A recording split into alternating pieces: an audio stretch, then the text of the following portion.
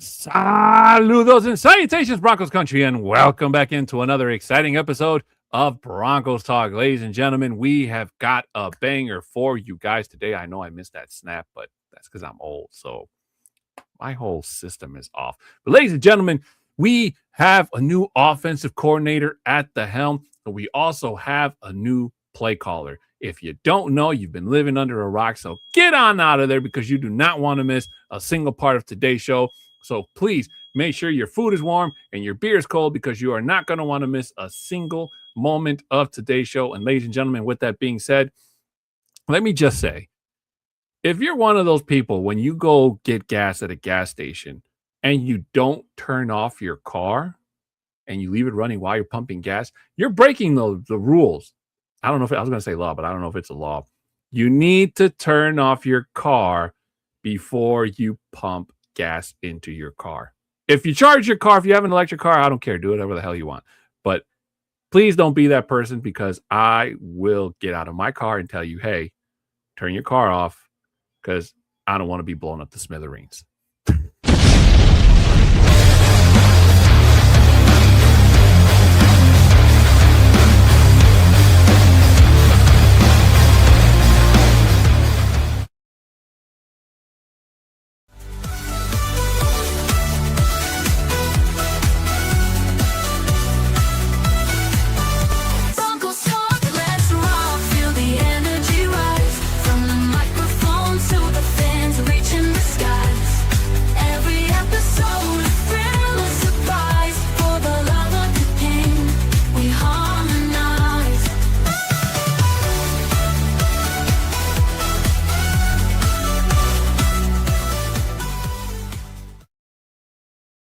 And welcome back in, ladies and gentlemen. My name is Adan Diaz, and joining me to my left or right, depending on which direction you're watching, for those with the ability to watch us live in person, I'm looking at you, looking at me, is my best friend of mine, the one and only Broncos superfan, Bronco Libre.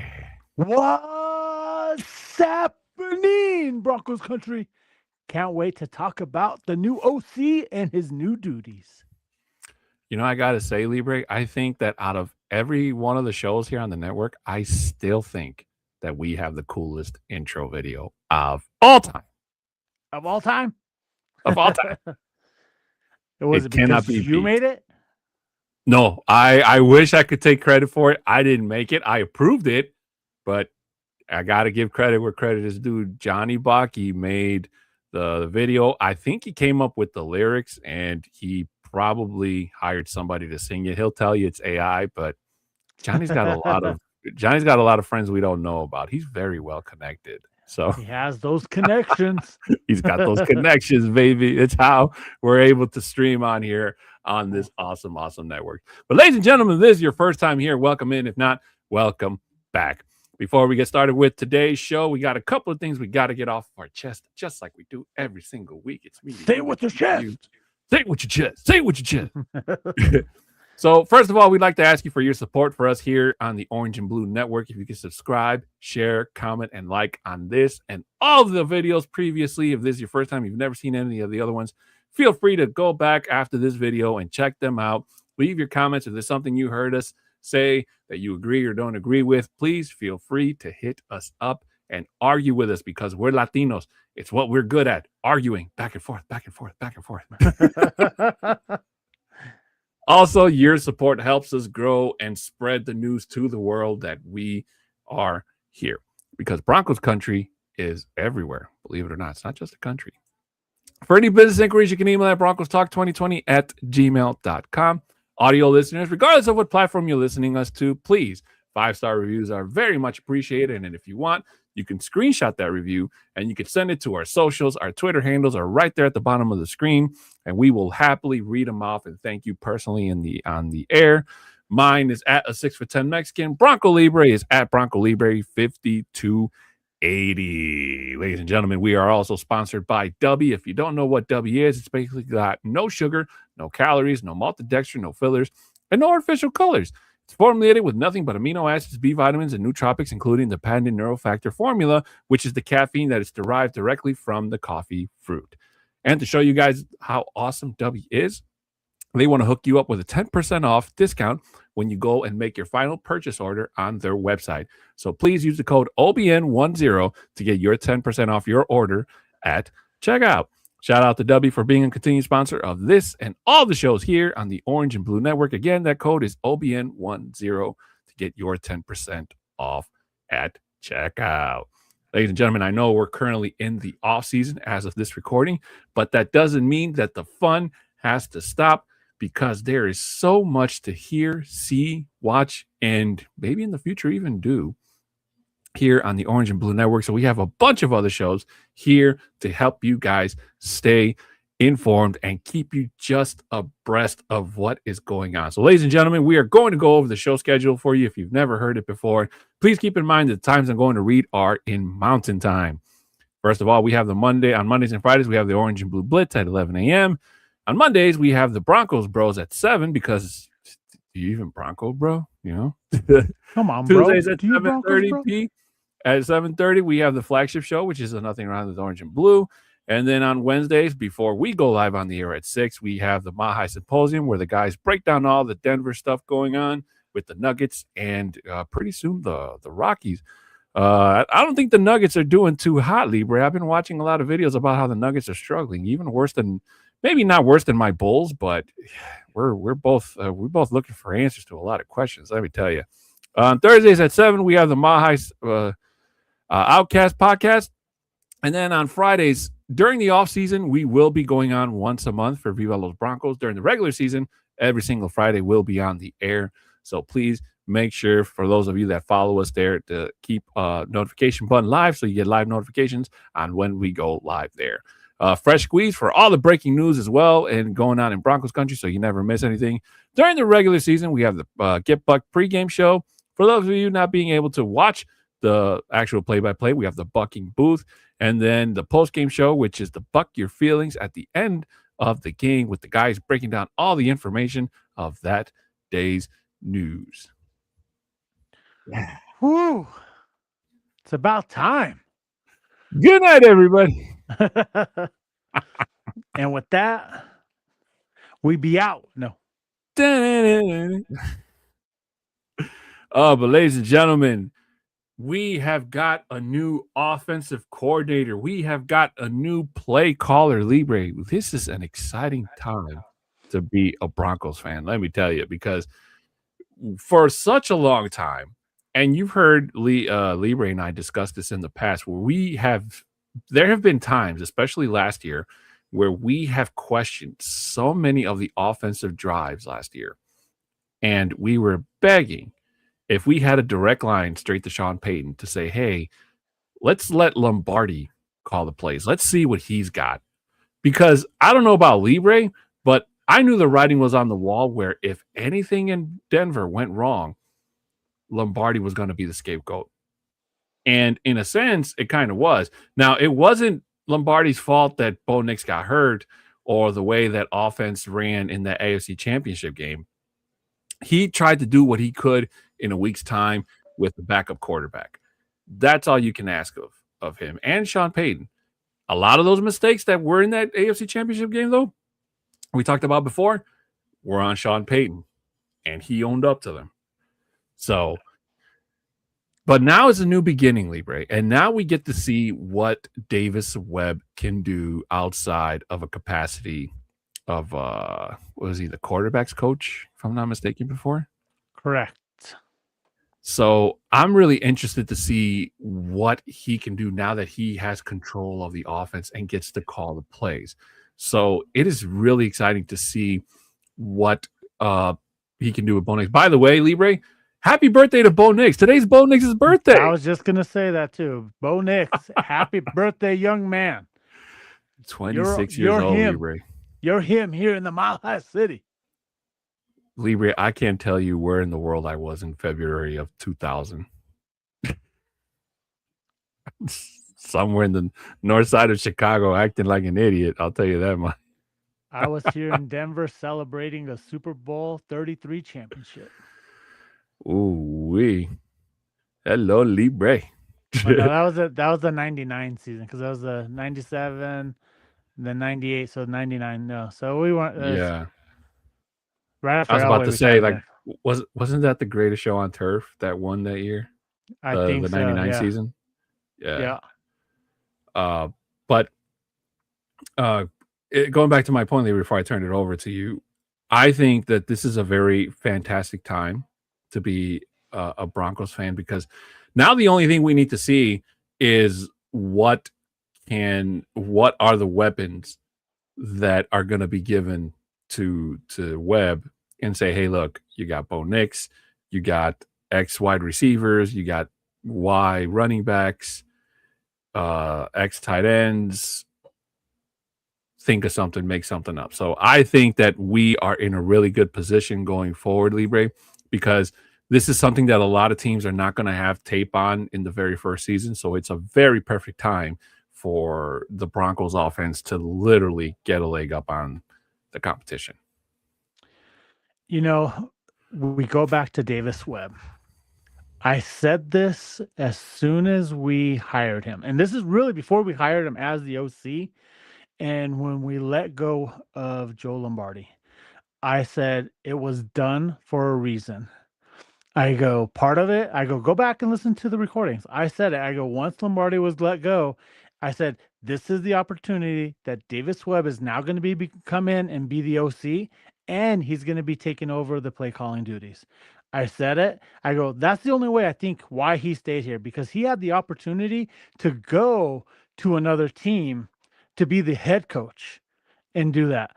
Like one of them was the Raiders. There's other teams that he could have gone. He interviewed, I think, with 3 different teams to be the Mm-hmm. head coach itself. And he opted out and said, you know what? I'm taking my name off the plate for any head coaching position itself there. And he says, Denver. And he went to George Payton and Sean Payton saying, look, if I'm going to stay here in Denver and help build this with the relationship that I have with Bo Nix, I'm going to need to be the offensive coordinator, and I needed to be part of the play calling duties itself. I don't know if you saw that interview today that Sean Payton did. It was either yesterday or today when No, he I didn't. said, well, he said in the interview when he gave the play calling duties to Davis Webb, he goes, I'm still going to make the plays. There's going to be the good ones, which is going to be Webb's, and then there's going to be the bad plays that go out there, and that's going to be me. So The right wide away, he's receiver already screens. deferring. He's already deferring like all of that, and he goes, all the bad ones that go out there is going to be my fault. All the good plays that are out there is Davis Webb's. So, but that's part of the reason why we were able to keep him in here, and I think that with all those negotiations, again, we don't have the privy to be there inside of the Bronco facility right now to see everything that's happening behind the screens. We're only being seen what they want us to see right now. But guaranteed, I can tell you right now, those were the conversations that Davis Webb had with uh, Sean Payton and George Payton, saying, look, if you guys want me here this bad, this is what I want. This is what I want to do here. Even though it wasn't said right away, I knew that this was going to be a factor of why he stayed here. I'm just glad it's now out in the public that he's going to be making the play calling. My cousin earlier, Juan, he called and we FaceTime earlier, and he said, hey, what do you think about Davis Webb taking the reins of the play calling? I go, you know what? I like it. And he goes, and I don't want to see those damn screens anymore. and part of it, I told him, I go, you know what? If we get to the area where we have the screens again, it's because we actually have the personnel that's actually going to be able to block for those other players. Right now, we don't have that personnel to do that. And that's what I told him. So part of it is right now, if we can get that personnel during free agency or through the draft itself, it's going to be inevitable. It's part of the game. That's something, that play is something to set up something else bigger. Hopefully that it works for you at that time when you're setting it up, but it's there for a reason to, it's like a smoke screen. That's what it's like, kind of what it is. It's like, all right, you're throwing this and then boom, something big can happen. But I love it. I love this actual decision that Sean has said, you know what, let's go ahead and do this now, and let's get Broncos country at ease, knowing that that he's going to be doing that. But again, You're the head coach. You're going to make the final decision as well. Yes, you're going to be part of the game plan. You're going to be saying, you know what, let's do it in any situational part. He might go, hey, let's do this instead, or whatever the case may be. But again, he's the head coach. He can do that. But I like that he's giving up a good majority of the reins over to Davis Webb so that we can actually have a good play calling opportunity. And we're not waiting and we're like, what the heck's going on? And just throwing a drive away. I agree. It should be a very interesting time, Libre. Now, one thing that we didn't talk about last week, Libre, because we kind of got caught up in the top 10 moments of the season, which, by the way, was a fantastic episode. If you didn't get a chance to catch it after this episode, go see it. We are in I don't want to say danger, but possibility of losing Cortland Sutton because he has been putting out these cryptic messages, and I know you've seen them too, Libre, where he kind of is putting his future with the Broncos in doubt. So I've been kind of going back and forth with this because I've also been asked by people like, what are my thoughts on Cortland Sutton possibly leaving? And I'm like, you know what? It would hurt just for the simple fact that we've seen Cortland Sutton come from, almost nothing in terms of, not being a big name from coming in from the draft and just building his career as a Bronco. And I'll be honest with you, Libre, there were times where I was really, really proud to say that Cortland Sutton was, a fantastic asset. And when you go back and look at the catches that he missed, like those really simple ones that any wide receiver in training camp, if he missed those, would probably never see the light of day as a starter, it hurt to see. So it's kind of like now that the Broncos have more money in the salary cap because the Russell Wilson deal is finally complete, thank God. Do you give more money to Cortland Sutton to keep him a Bronco, or do you just let him go out and test the market? And then if he doesn't get a bigger contract elsewhere, let him come back, restructure, reconfigure something where it's more team friendly and there's more money left to be put in a different asset. So if I'm a gambling man, Libre, and if I had to guess, I don't think the Broncos are going to bite. I think they're going to let him go and test the market. And if he finds another team that'll pay him big money to go and catch football somewhere and possibly win a championship, then hey, congrats to him. But the other part of me would definitely like to see him stay in Denver and finish his career a Bronco. You look at what this team has already done here in the last 3 years. They are not afraid to say, hey, go ahead, walk away.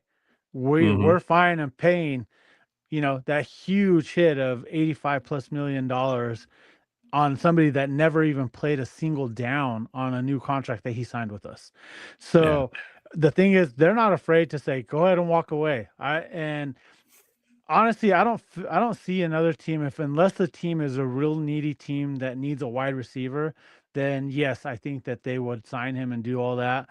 But the way that he's played over the last couple of years under his current contract that he has with us, I don't think he's lived up to the billing of it. Yes, when he signed the deal, like yes, he was deserving of it, but he hasn't panned out the way it should have been.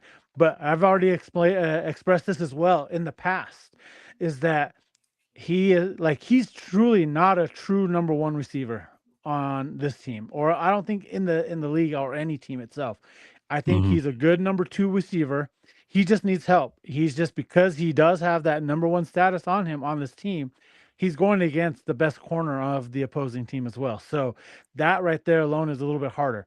Yes, we needed these guys as well. That's what we thought we had in Troy Franklin. That's what we had in all these other guys that came in to help hopefully relieve some of that pressure off of him, which we didn't have over the last couple of years. Once we come in during this free agency coming up here in a couple of weeks, and we get an actual wide receiver that's going to want to be here, because now, we said this before, that Denver is now a destination city for players to come in because they know that we are here and we're ready to win right now. We're not waiting to build it. We're ready to go. And people and the players have talked that this is a team friendly, or a facility that it's like family unity itself, and players like that, and that's what they want to come and do, and that's why they come here for a cheaper value. Last year when we got two players from the 49ers, then Greenlaw and Hufunga, so that right there just tells you alone that it's going to be there. It's just a matter of who is it going to be. Do we have to trade for somebody? Is it going to be somebody from the free agency? So it's just everything's going to play out here in the next couple of weeks, and then leading up to the draft in April, then we're going to find out what position do we need. And I'm hoping that we can address all our needs during the free agency, so that we can then truly select who is the best available player at that time when we go into the draft. And if that's the case, that is the best case scenario that the team can do going into that. Is we just need a draft, maybe get some depth at a certain spot. We're not looking for a starter from a rookie. And that's something that I'm excited about for this upcoming season too, is that we're going to have players that want to be here and that are going to want to win us a championship. They see how close we are, and it's going to be there. And I'm excited for that part. I think so too. And just for the simple fact that the Broncos, even though they have more money coming in, Libre, that doesn't mean that they can go and spend it all willy nilly, so to speak. There are weapons that are going to be out there in this draft, and the Broncos need to pounce on them uh, big time. Now, some names that you and I were talking about backstage weren't necessarily wide receivers offense, but for those of you, if in case you didn't know, the Tennessee Titans have let go of Lloyd Cushenberry, so he's now a free agent, and is a really surprising move because the Titans signed him to a 5-year deal when he left Denver, and he's only lived up to, what do we say, Libra, like 2-3 years? It's something like that. But I was just looking that up as well, and Mm. they released him because he failed the physical. Oh. So yeah, that's part of why they released him, was because of that. So Oh, who knows wow. what he has? Yeah, and I haven't kept up with him after he had left the Broncos and whatnot. So I would have to look into exactly what type of injury he had last year as to why he failed that physical now, as part of the release. Yeah, that sucks. I Yeah. didn't know that. I thought it was just because, the Titans are trying to right the ship, and sometimes you have to take those types of gambles. But if he failed the physical, that I'm pretty sure there's some clause in that contract of his that'll probably nullify him getting the remainder of his money if he doesn't get to play. Yeah. Uh, but that'll be something interesting to keep an eye on as we get closer to the free agency period, Libre. But another name we also heard, uh, and I still don't agree that we technically need him, but David Montgomery from the Lions is rumored to be a cap casualty cut. And if he is, then I did see a couple people say that he could be a nice piece to add to the Broncos backfield. Now, I will say the only way I see David Montgomery coming to Denver, any possibility anyway, is if the Broncos do not bring back J.K. Dobbins, because they don't want to take another gamble with him possibly getting injured again, given his previous injury coming into last year as it was. And I don't think you need a crowded running back room with RJ, JK, and David Montgomery, because that's already too many mouths to try to feed the ball. And you don't want to keep one of them just on the bench as a backup. So it's either you pay one of the two and hope that it works out. And RJ Harvey shouldn't even be mentioned as part of being, somebody that's going to be RB2, or even worse, ride the bench and, use as an auxiliary piece.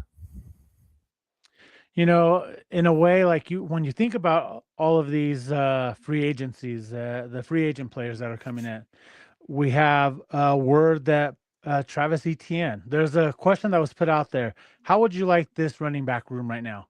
Travis Etienne during free agency.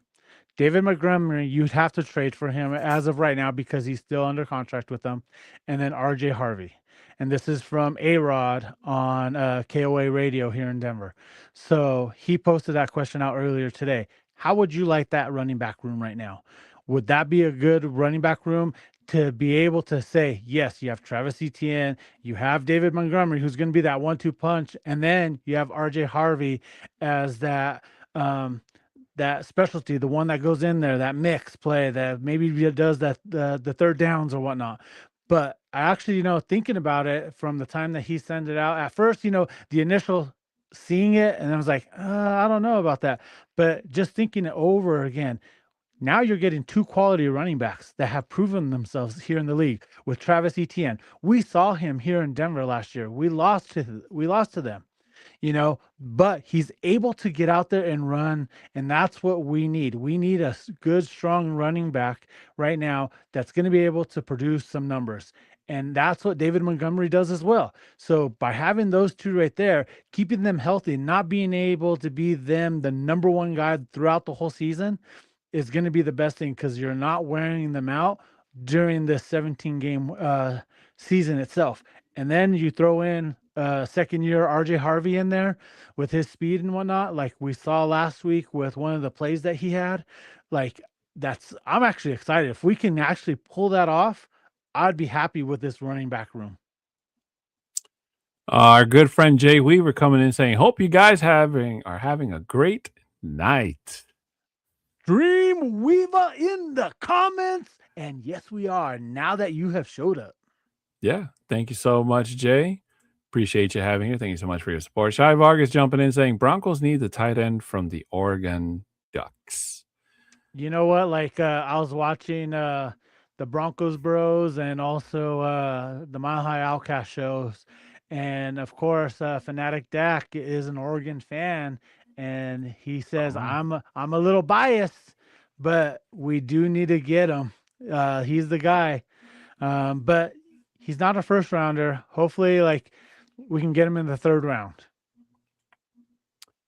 I can't say anything to that regard, ladies and gentlemen, because you've heard me say it many, many times. I unfortunately am not a college football fan, or person who should be making those types of things. Like I could sit here and pretend to be the next Mel Kiper because I think Kiper is terrible at what he does every year. I think he gets everything wrong more than he does get right. But whoever the Broncos do go out to go get, I think that it should, at least in this draft, because of the positioning, you got to remember that the Broncos are low tier first round, if I'm not mistaken, Libre, because they did pick 30. Yeah, pick 30. So I don't see the Broncos doing anything drastic to try to move up any higher. Like maybe trade Courtland Sutton if he has any type of value left in that regard, but you won't get like top 10. And I think the Broncos, I would like to say that the Broncos have learned their lesson about backing up the Brinks truck for players like they did with Russell Wilson. I'm pretty sure that getting that egg off of their face should keep it that way for a while anyway. But I think that the Broncos are going to try to hit some home runs in the free agency, Libre. They're going to need some speed, especially if they're going to let Courtland Sutton walk like I think they will. So they got to see who's out there best available and get them to come to Denver. Same thing with the tight ends. Evan Ingram was a really, really big letdown last year. He got us all hyped up in that preseason game, Libre, where we thought he was going to be the next Gronk. And so then me and my cousin Juan were just talking about that as well. And I actually told him, I said, you know what? Like, I don't blame Ingram at all for what I don't happened. either. I go, that is all Sean Payton. Like why he wasn't able to be out there a lot more as being the quote unquote joker for the team. And he's the one that said it about it. So my thing is about it was Sean Payton and what was it that we did not have preview information to is why he didn't trust him out there. Because when he did get targets and whatnot, he actually did very well. So that's still like is still The puzzling Eagles to game. me. Yeah, but it's still puzzling to me as to why they didn't put him out there and why Troutman was out there, why those other guys were out there, and Atkins. not Evan Ingram. So that's the thing that puzzles me the most. And I'm hoping that we're able to at least get one more year with him, and hopefully Davis Webb can use him. Again, I don't know did he only sign a 1-year contract or did he sign a 2-year? I can't remember. I can't remember off the top of my head, Libre, but It might have been a 1-year, but yeah, but still overall it's not his fault, and I wish we would have used him a lot better. I think that in order for Davis Webb to use a guy like Ingram, you have to bring somebody else that's going to make the defense spread out and make them choose. Unfortunately, not to take anything away from our other tight ends, they in certain moments they were clutch, but them aside from Ingram do not put fear into a defense. Especially if you're running 2 tight end sets or in some cases 3 tight end sets. You're making it pretty obvious that you don't have to worry about any of the other 2 behind Evan Ingram. As long as you got Ingram covered, that play in that direction is not going to work. And that was the issue, Libre, is that's why we were kind of hoping that the Broncos would do something at the trade deadline, maybe go for an Njoku, somebody that can split the field and punish the defense by saying, hey, this is a guy you can't one-on-one because he's going to beat your guy every time. So by making it a double coverage on him, the other tight end in a certain play should be able to be like, hey, I got my one-on-one. Throw me the ball. Those type of scenarios. So I feel that, to be honest with you, Libre, not to get off topic, but all of Cleveland's offensive line is hitting free agency. It's going to be kind of interesting to see who is going to block for Shedeur Sanders in September. Well, you know what's funny that you say that, and they I just saw today, I think it was today, that Adam Schefter reported that they're in Cleveland, that Shedeur and Watson is going to be in there competing for the QB1 position. Deshaun Watson, yeah. That shouldn't even be a competition. They should just do what Denver did and trade Watson for whatever they can get. Well, you can't. Like at this point, you can't because his contract is 100% guaranteed. So that's part of the reason why they got stuck with him.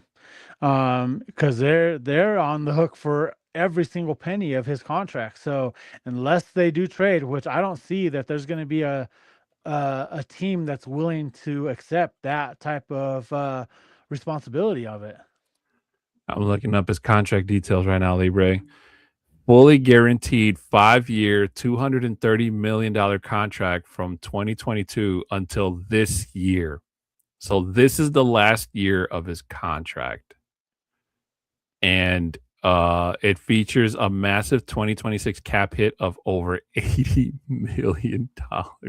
So, and that's part of why they're not going to be able to get a trade for him because of that right there. And why are they going to eat $80 million off of there? That's why I think they already came out saying that Shedeur and him are going to be competing for the QB1 position. They might have him as the backup, and that's going to be the most expensive backup ever in the history if he's going to be there. $80 million. Jeez. And you thought we had it bad right now. Watching Russell Wilson play for 2 different teams on Denver's dollar the last 2 years. Oh my goodness. Well, technically he didn't really play all that much last year. Nobody really thought that Jackson Dart was going to take the Giants by storm. I honestly thought it was going to be more Jameis Williams. Winston. Sorry, Jameis Winston show over Russell Wilson. And I think after Dart went what was that one where I think it was against the Lions where Winston he put on a show, man. And he took one of the better teams in the NFC and made them look like well, they you have good. to remember we played against them, and that's the thing is during the first 3 quarters of that game, he outplayed Bo.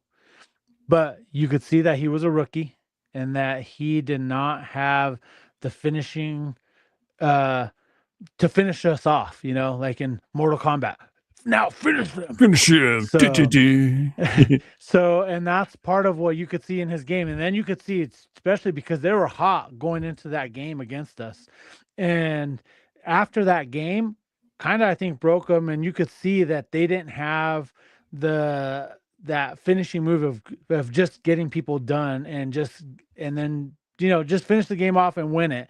Again, it does not help that they didn't have Cam Scattaboo as well.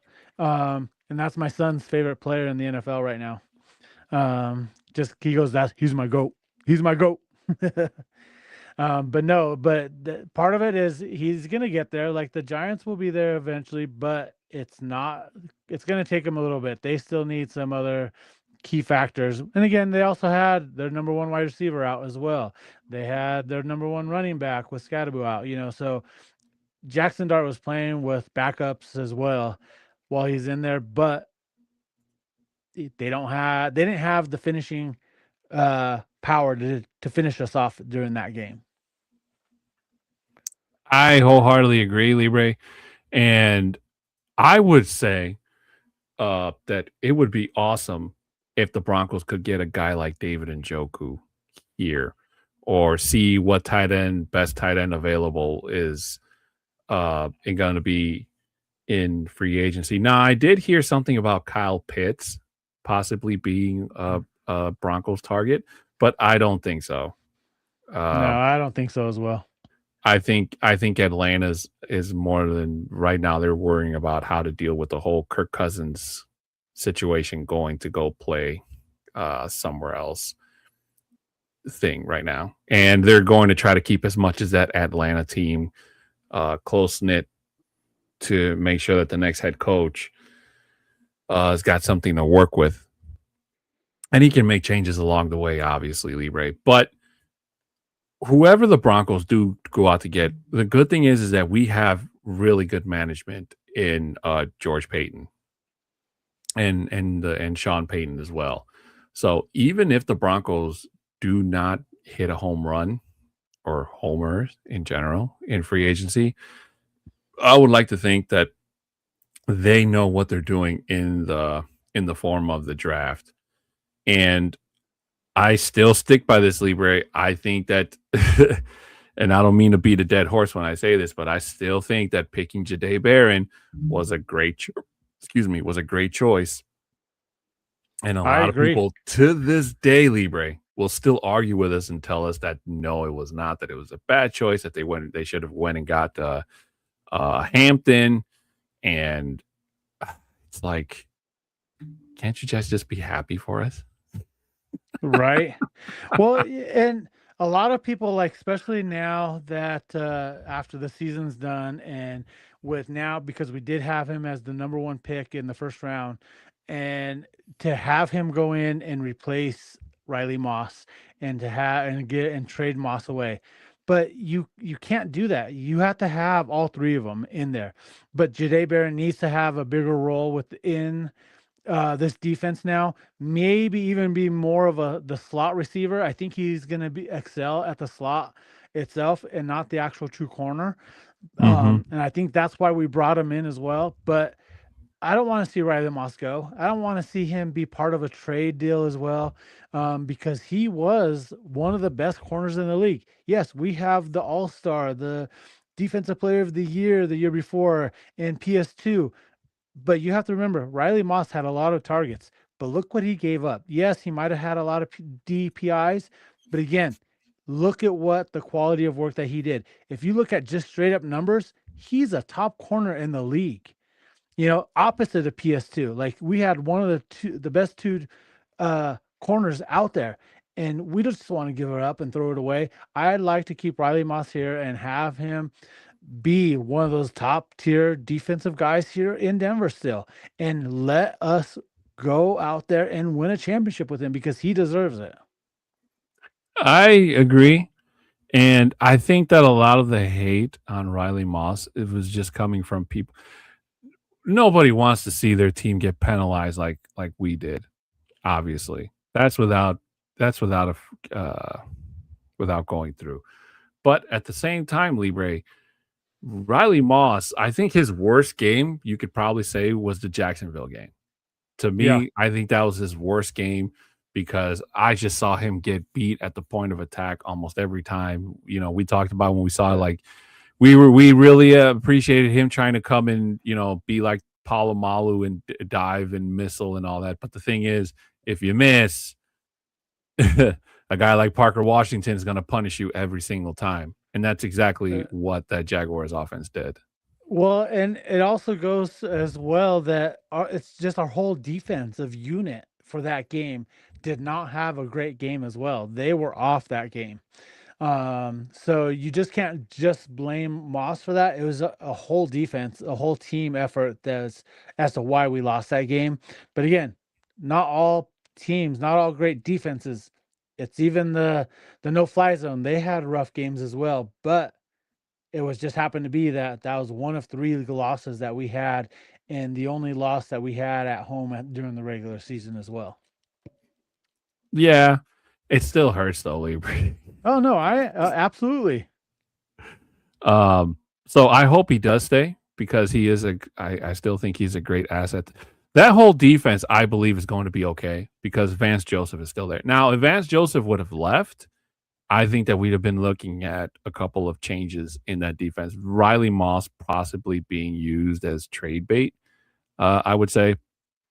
But I think he's going to stay put. I think he's going to be fine. I don't think he's going anywhere, Libre. But the good thing is that you can focus on different parts of the defense going forward in terms of ramping up that defense. I do still think that we could use another linebacker, kind of like as a rotational piece, not to take anything away from Singleton and Greenlaw, but you know, I still think that we could do there. Not having Brandon Jones out there at safety towards the end really hurt. Not to take anything away from from our safeties, but it's just when you don't have that depth, Libre, you really feel it. And aside from the fact that we were already going into that championship game without Bo Nix, was already a challenge of climbing up a hill in itself, so to speak. So, uh, going into this offense, the only way, and before I forget, D Rock saying Libre, hey Don, D-Rock, what's a happening, bro? D Rock, thank you so much for being here, and hey man, thank you so much for stopping by my stream yesterday.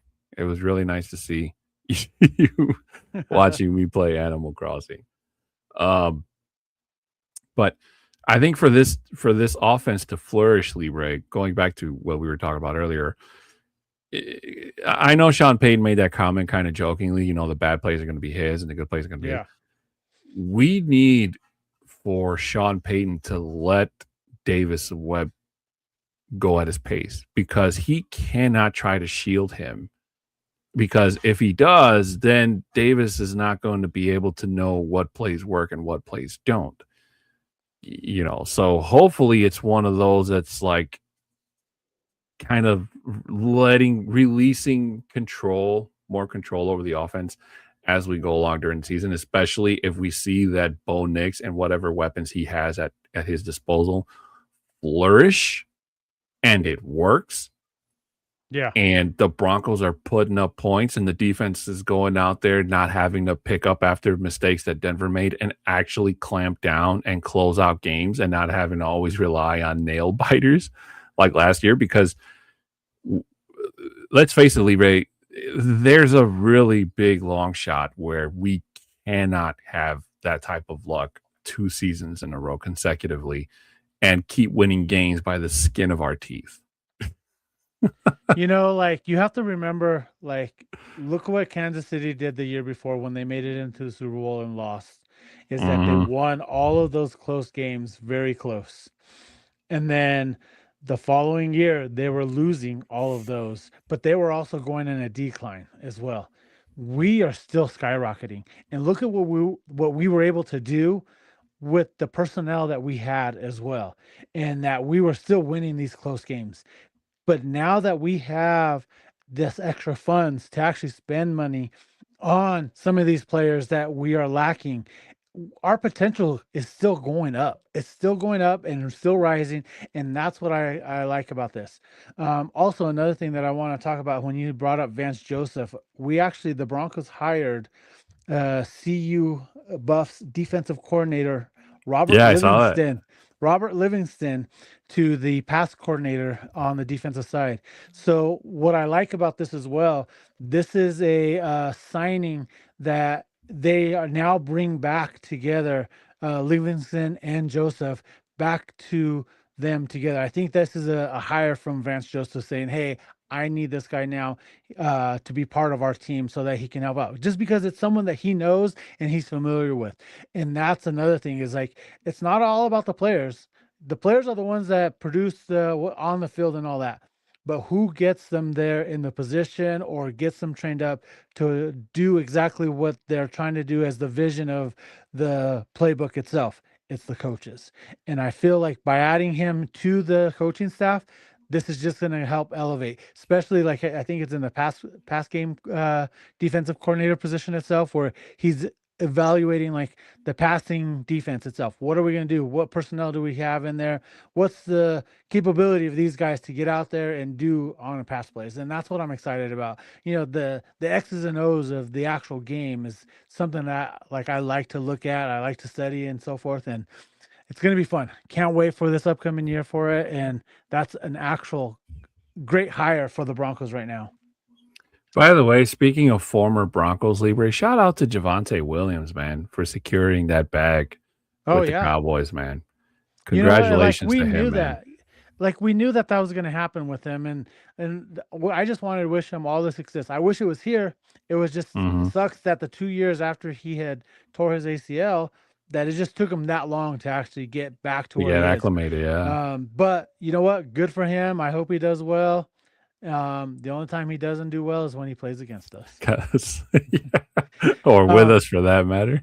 so, talking about running back position, I'm just looking at all these rumors, top news and rumors right now, and it says George Payton confirmed with 9 News Mike Kliss that the team wants to bring back J.K. Dobbins, who stated he wants to be a Bronco for life.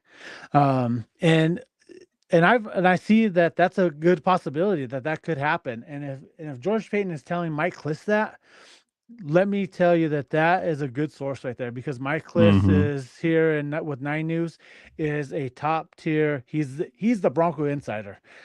He has, like, I follow him on Twitter and all that. I get his notifications when he puts something out. I'm getting that right away. So whatever he's putting out, I know is legit.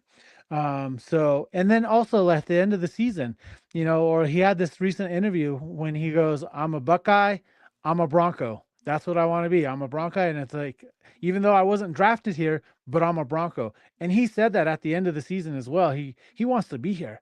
He likes the atmosphere that the Broncos have created. He likes the culture. And that's what I was talking about earlier, is that culture here in Denver is that players want to come and play. Granted, Sean might say, you know what, if you're going to want us to be here, you're going to have to take a good discount to be here, because we need to get other pieces in here. But, it's not the bare minimum. I don't think they'll give him the league minimum for a veteran or whatnot, but at least he's going to be here maybe at a healthy discount. Yeah, I would definitely would like to see J.K. Dobbins here, just for the simple fact that he's a piece that, again, you don't have to go back to the drawing board of sorts if you do bring another running back in and you're trying to create a running back competition between him and PJ Harvey, let's say, hypothetically speaking. Whereas, like, you bring him in, he's already going to be getting used to the changes that Davis Webb is going to make.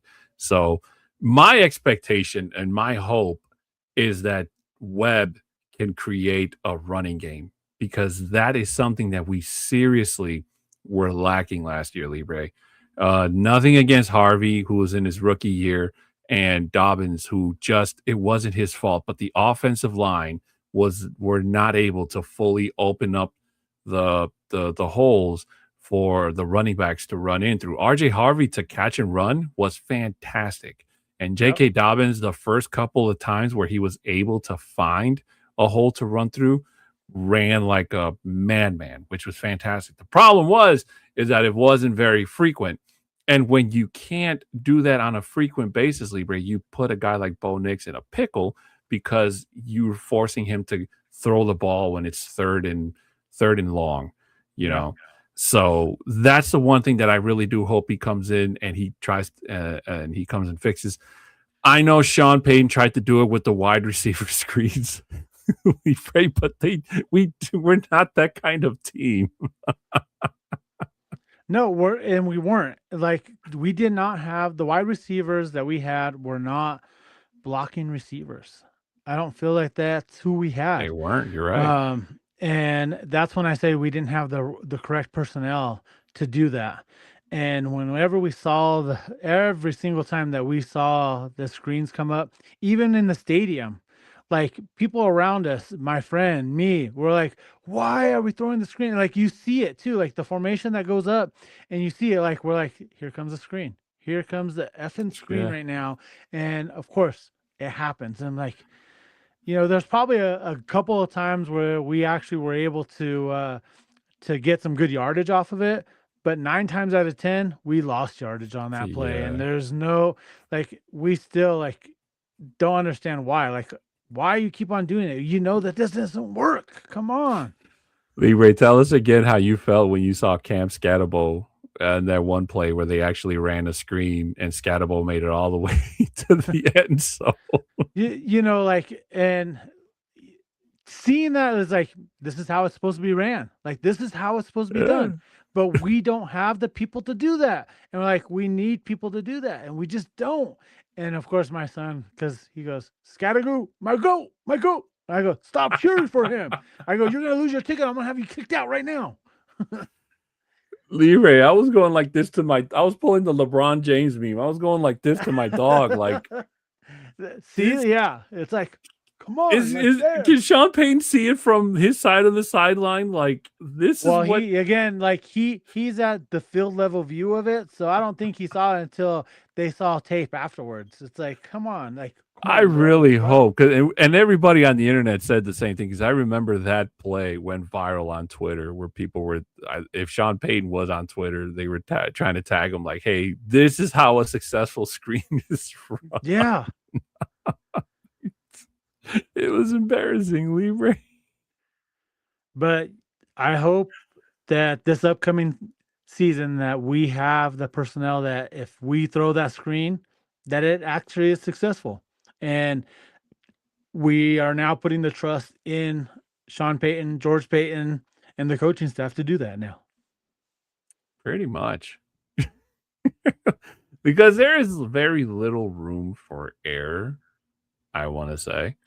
I know it's kind of early, Libre, in terms of talking free agency draft, but is there any player that you think would not be a player that the Denver Broncos would need on the, let's say, the offensive side of the ball? Your boy Ninjuku. You don't think Njoku? I'm just kidding.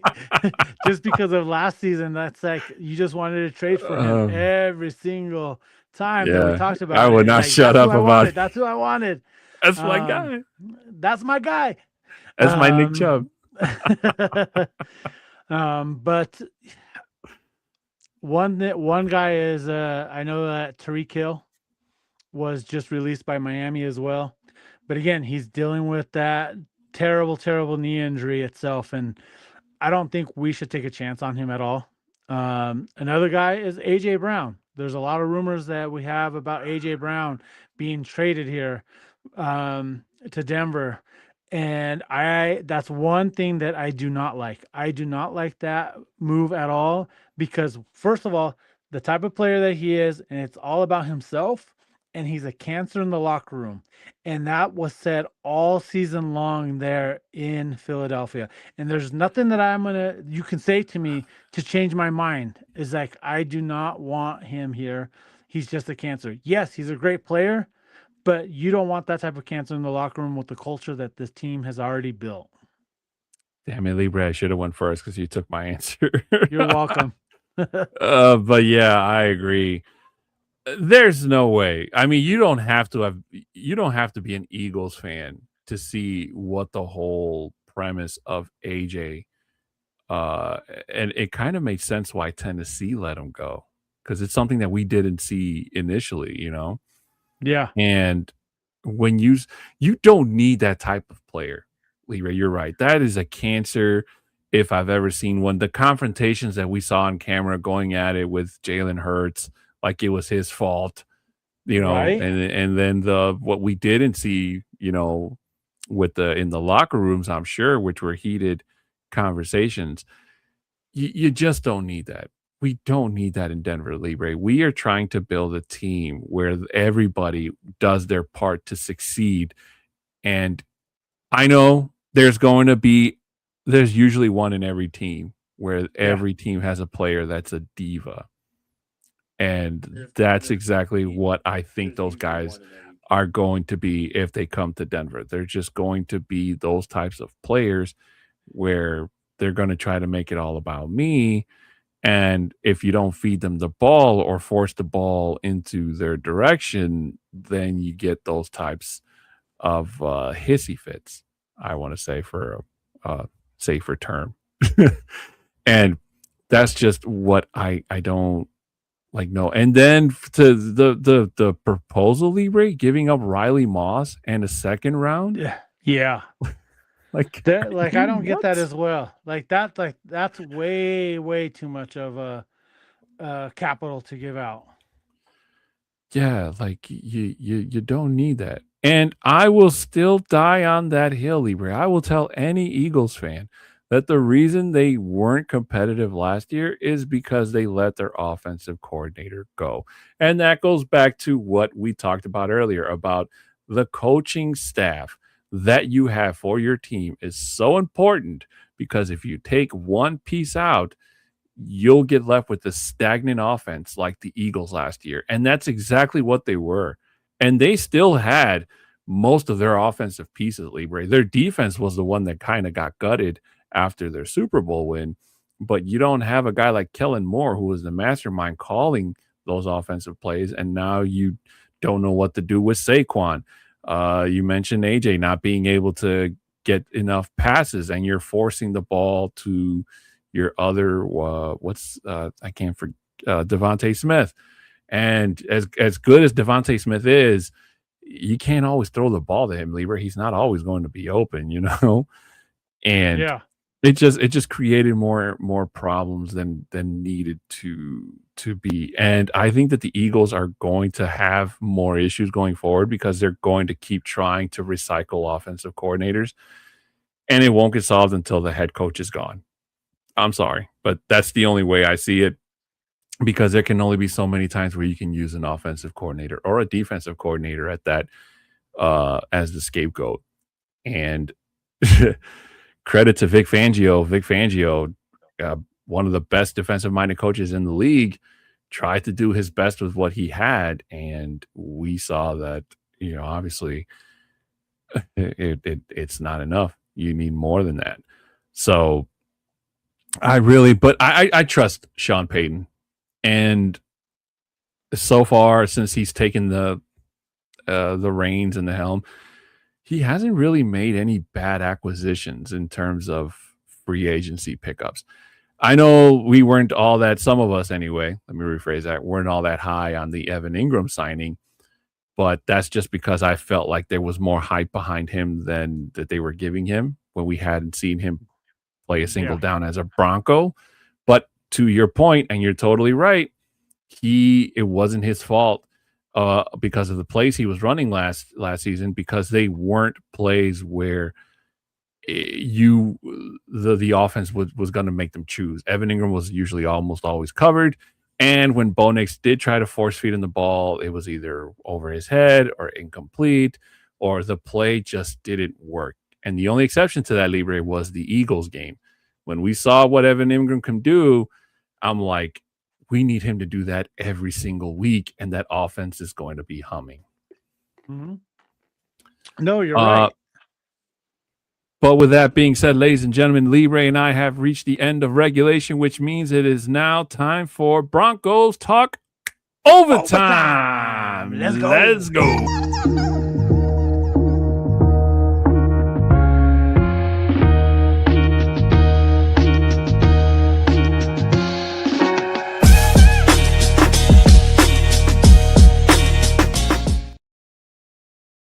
And welcome back in, ladies and gentlemen. This is Broncos Talk Overtime. This is the part of the show where Libre and I let our hair down figuratively and talk about any and all things going on in our lives. Please keep in mind, if this is your first time here, that it is not always Broncos related, but if we can find a way to bring it back, then we definitely will. Libre, I don't know if you heard what I said at the beginning of the show just before our awesome intro hit, but I am getting really tired of seeing people pump gas in their cars with the car running. Gasolina. Like I don't see that here in Colorado. It must be a Chicago thing, a Midwest thing, because it doesn't happen here.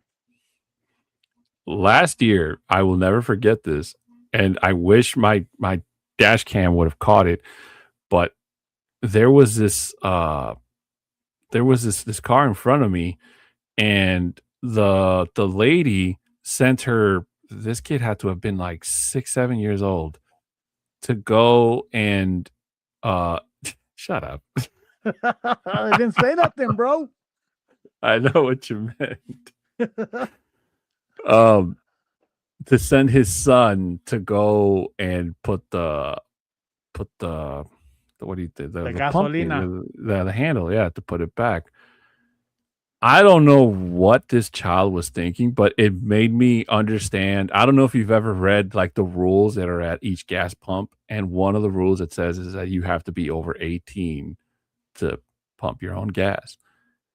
That example showed me why, because this little boy decides to keep pushing the handle to keep putting more gas in, and he kept doing it and doing it and doing it, and then eventually, if you've never seen what happens when you overfill your gas, the gas comes out. And what happened was is that because he was doing it, the handle, you know how you do that thing with the handle and it sticks, Yeah. you know? That's what happened.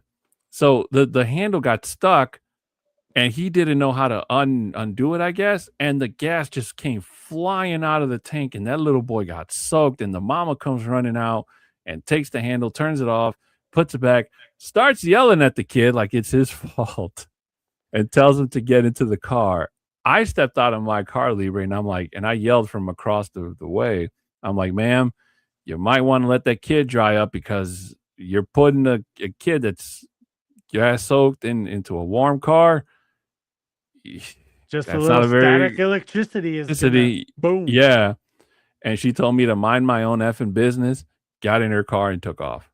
So I was like, okay, well, if I turn on the news tomorrow morning and I hear a news story about somebody who blew up in their car, I'll know who it was. One thing I want to say before we go on with anything else is Hmm. I want to give a huge congratulations to the Denver Broncos International Fan of the Year that was just announced, Maine Fiera from Monterrey, Mexico. I Woo! spent. She came over to the tailgate earlier this season and got a couple of pictures with her. But she also does during the season. Her and the guy, his name is um, from the Broncos, Victor, and they do rankings each week. After each week, they did rankings and so forth Hmm. and it's all in Spanish as well.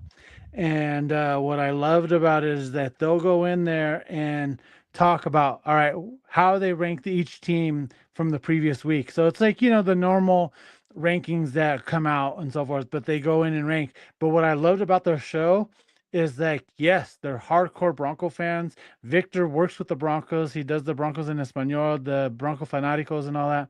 But I love that they were not biased. They said, nope, the Broncos are seventh right now. Even though like with us, we would go, nope, Broncos number one, number one, number one, and so forth. But no, they logistically went out there, broke it down and whatnot. And I just want to say congratulations, Maine. Felicidades. Ahora que podemos ir a el Pittsburgh este año y estar ahí en el draft, because she, by winning the International Fan of the Year, she won a trip to Pittsburgh for the draft itself. So she'll be part of the inner circle. And I think she'll be also, I think in the later rounds, possibly on, like, especially on the second day for sure, I think where she'll be able to announce one of the draft picks that the Broncos did. And I just love those guys. Like Darko won it last year. 2 years ago, Omar won it. So all from Mexico, all great people. I've met them in person and so forth. They've hung out at the tailgate. So excited for this upcoming year. Yeah. Well, now that you mentioned the draft, my sister asked me the other day, she's like, hey, wouldn't it be cool if we drove to Pittsburgh and went to the draft? And I started laughing, and she's like, well, what's so funny? I'm like, you probably think that if we go to the draft that we'll get to sit at the very front where the players come out. And you know how they always do it where they show sections of all the Broncos. Yeah, well, they call that the inner circle. Yeah. So you have to be. Go ahead. And I was like, yeah, we're not going to be there. If we go to the draft, hypothetically speaking, I'm like, you know how when they do the drone shot and they show like the people that are at the very 50 to 100 miles away from the stage and everybody looks like ants? I said, that's where we're going to be. Because those people at the front are VIP only, and then the other people behind them are probably people that, camped out there for like the last week or so, and then you have the people that showed up that day, and then there's us. So and that's part of the inner circle. So yes, that right there, it's an invite only from the teams to get into there. But I've met people that have gone up there and been able to do it. They've asked fans, just normal fans, to come up and do selections as well. And it's just about it's about trying to know somebody, or just getting the hey, I'm interested, or I'm going to be there. Like, maybe I can do this, something out there, because you never know what could happen. And it's just hit up the marketing team. If you are going to be out there, hit up the marketing team. Let me know if that's really what you're going to do, and I can maybe get you in with one of the guys that I have in contact with. Oh, well, if I do it, you'll know where I am, because I'll be the only guy in the back with a Broncos flag waving it in the very back. I like how you think that you say that you're going to be the only Broncos fan.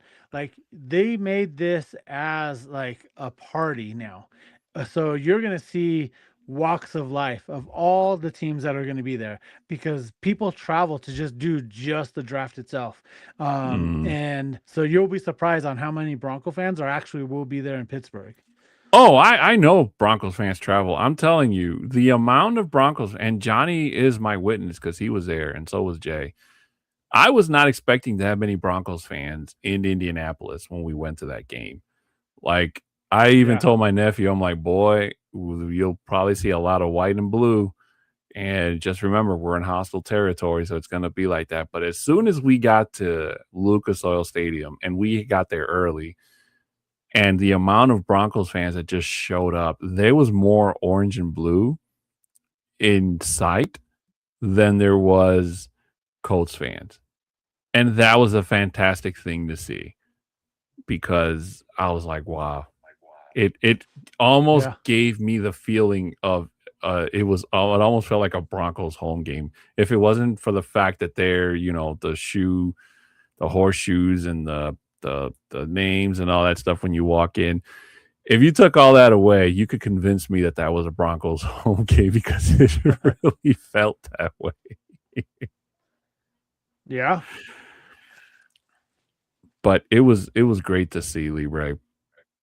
A question that we missed earlier from our good friend Clayton, who says, hey guys, and he also asked us, what do you think of our D coach from the Buffs? And that was the gentleman you were alluding to earlier. So I'll let you take this one, Libra, Yes, because I have no idea Clayton. who that is. So he was the defensive coordinator for the Buff, Livingston. You know what? I actually like the move. I can't wait for him to come in here. And again, you have to remember, like I mentioned earlier on the show, is that he is now returning to come back with Vance Joseph and be on the same staff with him. And because you have people that you are familiar with, that you trust and whatnot, that just makes and solidifies that this coaching staff is going to be so much better as well. And I said this earlier as well, like before with Davis Webb coming in and with Joe Lombardi last year, or especially the last couple of years, what was Joe Lombardi's real job? Just to collect a paycheck? Like really, like what really did he really do besides being like the offensive coordinator? Did he put some game plans together? Did he do all this? I feel like Sean Payton is the one that did the majority of all that, and then he says, "You know what? I'm still gonna make the play calling and whatnot." Yeah, he might have done uh, some of that, but ultimately, what did he really do here? He really didn't do much. He wasn't in there. Now that we have Webb, now that we have Livingston in here, I feel like having these pieces now with these changes is just have elevated our coaching staff, and and then when we start getting some of these players in free agency and through the draft, it's going to elevate even more, and we're going to be a better team this upcoming year than we were this last year. And we were pretty damn good this last year, even though a lot of people, the national media, don't want to admit it, but we were a pretty damn good team. Just wait for this upcoming season when we actually have some actual players that are wanting to be here and actually being able to produce with some of the spots that we were lacking. This team is going to be dangerous. I wholeheartedly agree with everything that Libre said, and I trust it because I trust Bronco Libre. I'm glad somebody does, because I question it. Because if it backfires, then we can come back later and be like, Yeah. "Yeah, Libre, remember that day back in February where you were like, he's the man? You remember? Remember? You remember? I don't ¿Qué pasó remember. ese It's because I didn't have my dinner. That's why, because I'm a little hangry. That's why I said all what I said. No, I'm just kidding. little hangry, little Disclaimer. hombres?" Um, by the way, me and Libre were kind of talking about this earlier. Actually, D Rock jumping in and saying he has a query. Do either one of you strongly believe we're going to A, draft a defensive player, or B, draft an offensive player? Uh, D Rock, we're 30th in the draft this year, and I don't see the Broncos moving up.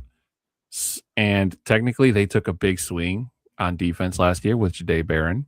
And like Libre and I said earlier, I still think that was the best choice uh, for them. So anybody that tells you differently doesn't, I want to say, doesn't know football or isn't a real Broncos fan. Pick your poison. So I'm going to go out on a limb and say that I think that the Broncos are going to go out and get an offensive player, especially if they're not able to hit for that big wide receiver or maybe even a tight end in free agency. If you missed the start of the show, D Rock, we talked about Courtland Sutton possibly leaving, and it's kind of like he's trying to give this ultimatum to the Broncos. And what Courtland Sutton should know is that this Broncos management office, they're not afraid to spend or lose money. And if you don't believe them, go ask Russell Wilson. So I get what Sutton's trying to do because he does what every player does, scrub your social media off of the team name until you get a contract done and all that. But I don't think Sutton's going to win that battle if that's where he's going. And we could be looking at his replacement in the draft at the latest, free agency at the sooner. So, yeah, Libre, I'm going to say offensive guy. What do you say? It doesn't matter what you say. No, I'm just kidding. Honestly, like it's really going to be dependent on what we do during free agency and who we pick. But I would not be surprised if with the number 30th pick that the Broncos go defense again. Don't be surprised with it, because when we can go into a draft and pick who is the best available person at that point, and we're not looking for a specific like starter or something like that, you're going to go with the best player possible out there. And let me tell you, it could be where it's a defensive player. So don't overlook that. Even though we need offensive help, but I think during this offseason with the free agency itself, that we're going to be able to address a lot of that. And we're going to go with the best available player. And it's going to be possibly, especially at the 30th pick, is going to be a defensive guy. And then going to the next comment with Shy right here. Why does the Broncos pick so late in this draft? So because the Broncos made it to the AFC Championship game, when you have a bad record like the Raiders, they get the number one pick. So when you have a good record like we did when we were 14-3, we had a great record and we went to the AFC Championship game. And because we lost the game right before the Super Bowl, we're now either going to be 29 or 30. And based off of the two teams, we had the better record and all that. So that's why it pushed us back a little bit. Again, it just happens to be that way with the draft. And again, it's not like how the NBA, when you have people tanking and all that. So that's why. I love the NBA, not the NBA, but the way that the NFL does it. And you can tell teams don't want to tank. And again, I don't understand why NBA teams tank, because they're not even guaranteed the number one pick. They just get it put into a lottery. They have a higher probability of getting it, but they don't even get, even if you have the most possibility of getting that number one pick, there's no guarantee that that's going to happen. Yeah. By the way, speaking of NBA, shame on you, Bulls, for playing terrible, man. You guys started off fantastic, and you've let me down. And every single loss is the Nuggets aren't doing good either. So shut up. But we have a better record. That's all right. And you guys finally got one over us, and it only took our team to suck ass to finally beat us. I'll give you that. I'm surprised Johnny didn't message me right away. I was really expecting that. But I don't know what's going on with my Bulls. It is getting really hard and harder to watch every single passing day, because it's like, just throw in the towel already. If this is what you're going to keep putting out there for the remainder of the season, it's like, it's embarrassing, Libre. And I don't know what else to say. The Bulls are embarrassed. Yeah, they are embarrassing. I agree. You know what? Like, talking about like embarrassing, I actually just saw this article about the Bears not even playing in Illinois, in Indiana. Was it Indiana? Hammond, Indiana. Yeah. It's like, why would the city allow this to happen, to have two teams in Indiana? I don't know, man. Something about that the governor of Illinois, Pritzker, is playing hardball with the team. So the mayor of Chicago, Brandon Johnson, and Pritzker are just kind of punting the ball in terms of blame to each other. And they're supposed to be staging, somebody on social media said that he's trying to recruit Bears fans to go and stage like a protest to keep the Bears in Chicago, or in Illinois for that matter, not necessarily Chicago. I think that the Bears were better off just tearing down Soldier Field and rebuilding it new, and still keeping it Soldier Field. But where would they play at? That's going to be the question, because that's just exactly what happened with the Minnesota. Oh yeah. Well, I couldn't tell you where they could play at, but at the same time, the whole thing with Arlington Heights, again, I was really looking forward to that, because that's closer to my house than me going to downtown Chicago. Plus, I have a friend that lives nearby, like so close to where that stadium would have been, and I could just park my car at his house and walk to the stadium. So I honestly don't know.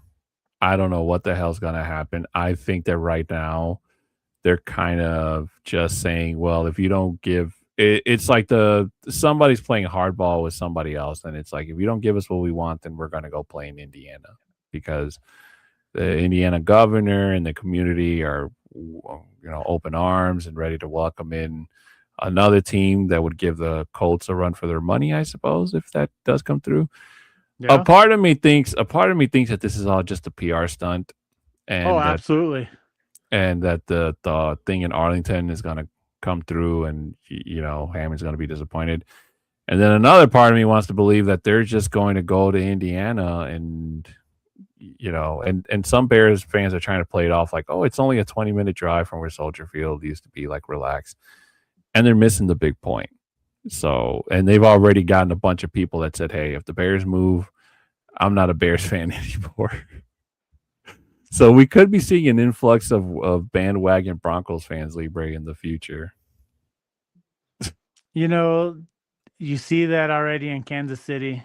They jumped off the bandwagon because they just moved across state lines. Mm-hmm. They're just going to be the Kansas Chiefs.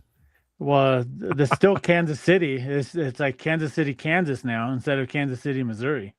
Yeah. It's kind of weird when you think about it. Right? And it's just on the other side of the river right there where they're located at. And it's just weird. But yeah. Yeah. D-Rock saying the Indiana Bears has a nice string to it. Jolly Roger saying Indiana Bears. Jolly, it was great seeing you for the AFC Championship game, the rally downtown. Welcome in. Thank you for joining the live here. Mm-hmm. Thank you so much for being here. And thank you guys so much for joining us on this part of Broncos Overtime. Ladies and gentlemen, we have reached the end of today's show. Libre and I would like to say thanks to all the people that were able to join us live here. D-Rock, Jolly Roger, of course, Shy Vargas, Clayton, that's a bot, and Jay Weaver. So thank you guys so much for being here live with us. And thank you guys for watching us live here on the air. Just a quick reminder for you guys before we head on out of here, if you could please show your support for us here. If you could subscribe, share, comment, and like on this and all the other previous videos here on the network. Your support goes a long way and is very much well appreciated. For any business inquiries, you can email at broncostalk2020@gmail.com. We'd like to also say thanks to the sponsor of today's show and all the shows here on the Orange and Blue Network, which is W. Just a quick reminder, if you use the code OBN10, you'll get 10% off your order at checkout. Shout out to W for being a continued sponsor of this and all the shows here on the Orange and Blue Network. Audio listeners, regardless of what platform you're listening us to, you can send us a screenshot of your reviews, because 5-star reviews are always well appreciated, and we will share it for you guys here live on the air as a form of saying thanks. Our Twitter handles are right there at the bottom. Mine is at 6'10" Mexican. Bronco Libre is at Bronco Libre 5280. Ladies and gentlemen, we will be back next week. Same Broncos time, same Broncos channel. And I cannot wait as we get closer to free agency to see who's closer to being a Bronco and who's closer to being seen out the door, I guess they could say. Deuces. So, deuces, peace, and the hair grease. So with that being said, ladies and gentlemen, he's Bronco Libre. I'm Adan Diaz, and this has been Broncos Talk here on the Orange and Blue Network. And with that, we say so long. Good night, everybody. And as always, go Broncos! Let's go.